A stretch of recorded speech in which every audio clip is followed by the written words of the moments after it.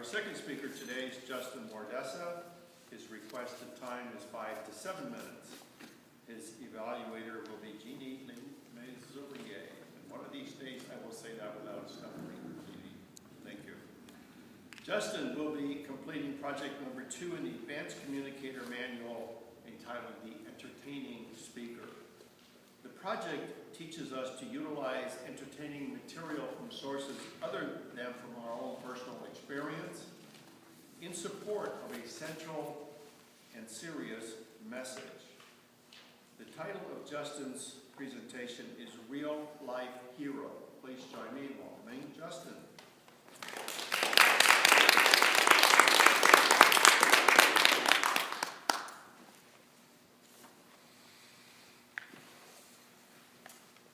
Good afternoon, fellow Toastmasters, and of course, most welcome guests. During World War II, the once famous track athlete, Louis Zamperini, flew aboard a B-24 bomber that he and his crew called the Superman. On the nose of this plane, they had painted the Man of Steel. In one arm, he was holding a ball, and in the other, a machine gun. Their very first combat mission during World War II was in the Pacific Ocean. It was a straightforward mission. They were to fly for 8 hours to an enemy-occupied island, blow it to smithereens, and then get back in one piece. That night, there were a total of 26 planes that left the base. And they flew under the cover of darkness. As they approached their target, the clouds grew so thick that they had a hard time seeing one another. As you can imagine, this would make flying in formation both difficult and dangerous.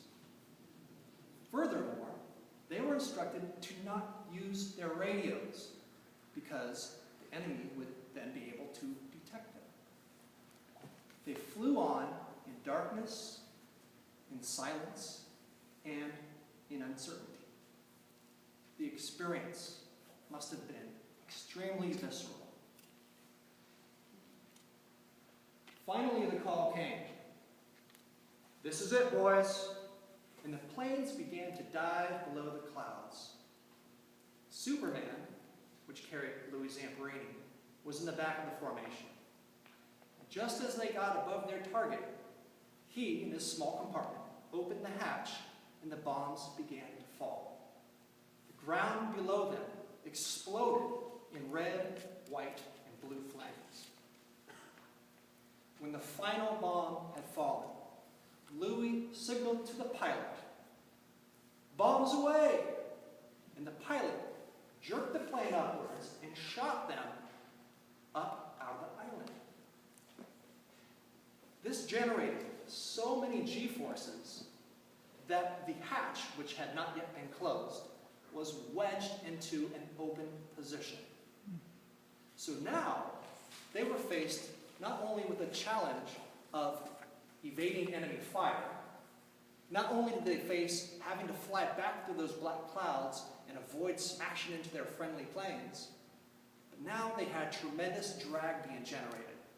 Those open doors were causing their fuel to burn at a rapid rate, and they already had just enough to make it back to their base. Did the men give up? No. They kept going forward. Did they abandon their plane? No. They stuck to their plan. Were they afraid? Yes.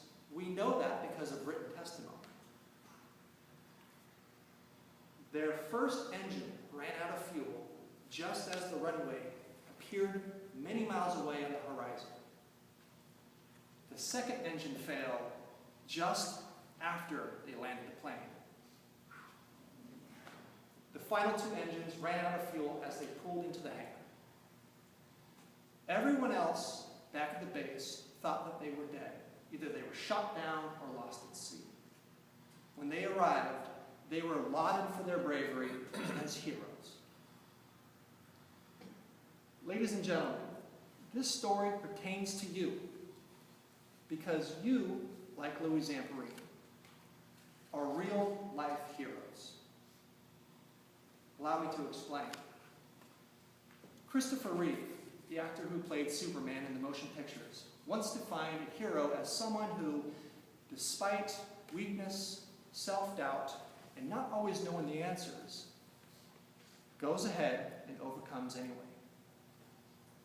When we show up here and we do our prepared speeches, when we give a speech evaluation, when we answer a tabletop question or ask a tabletop question, we are doing something that most people are too afraid to do.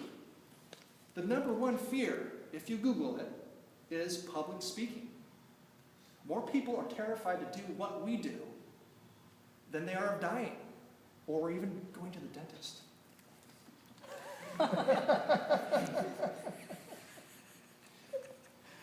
Eleanor Roosevelt once said that we develop strength, courage, and confidence when we have an experience where we stop and we look fear right in the face.